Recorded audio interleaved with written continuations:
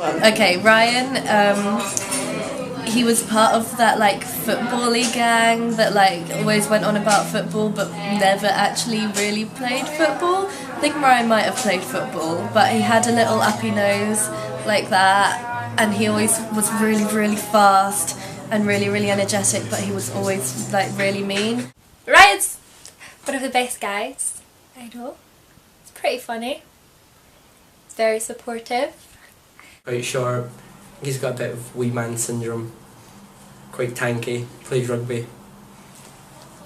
We went back to Ryan's house and then Ryan's mum started shouting at Ryan for making too much noise, and Ryan was like, "Oh, do you want to go in?" And she said we can go round, and I was like, "Yeah." It's like 4 in the morning, and then we went and no, not a soul was there. Very awkward. Like, I remember I was sitting in a kitchen and it was really funny because at the time I was going out with this girl and I thought that her big sister was like really mature in that, and her sister was only about 22 at the time actually, but I thought she was well grown up, so it made it really funny to me how this girl would always just be like so sensible. And then one day I was having breakfast at hers and her boyfriend Ryan like had been taking Ket the night before and he was absolutely fucked. And he came down for breakfast and he was just saying the most outrageous shit and falling about in that. And this really sensible girl, like, was pissed off in the same way that, like, a woman would be pissed off about something that went wrong at work today. She was just kind of like, oh, like, Ryan took so much Ket last night and he's absolutely fucked in that. And I was just amazed by it all and thought it was really funny. And then I was like, hopefully one day when I grow up I can take loads of Ket and embarrass my girlfriend as well. He always just made pasta for himself. That was all he would eat and pasta and cereal. And then one day during the October holidays, he phoned me up and he said, "Hannah, I've got an onion in front of me. What do I do?" And I was like, "Are you having a laugh?"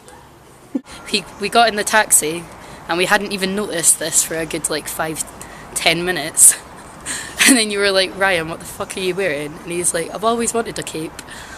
And yeah, and we like I thought he was wearing like a bin bag or something, or like a blanket, and then the next day Kate said she'd lost her poncho, and it took me like a good few hours to put the two and two together. Well, we were in P5, right?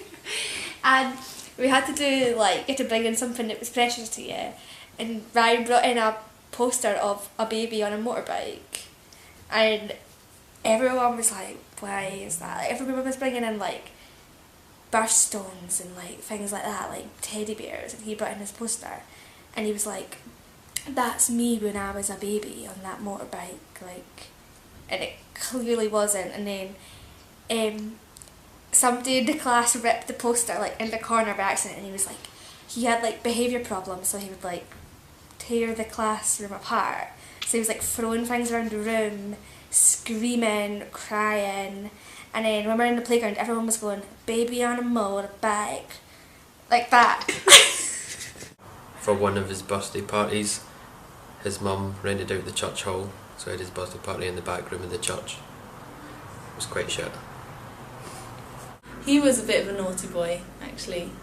He was blonde with kind of slightly wild eyes, and he somehow managed to break both arms, one at a time. At one point he had both arms in a sling like that. This is in primary school. As Ryan does, he goes away by himself on a night out. He just like gets to in and loses all his friends and then goes away. So he swam like 4 miles or something in the middle of the sea at like 3 in the morning in Magaluf. And he swam onto this like fucking piece of wood and slept on a piece of wood in the middle of the sea, floating on a piece of wood all night. Like, this is actually true.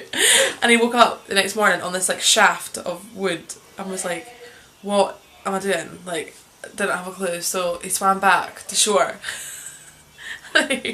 He phoned the taxi, phoned Porticabs, and asked for a taxi. They said, "Where are you?" And he said, "Magaluf," because he was still absolutely seaman, so they just hung up on him.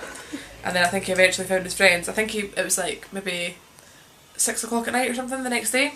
He slept all day on this like abandoned piece of wood in the middle of the sea, then tried to phone a taxi. So Ryan is, it can be hilarious. That was hilarious. Like.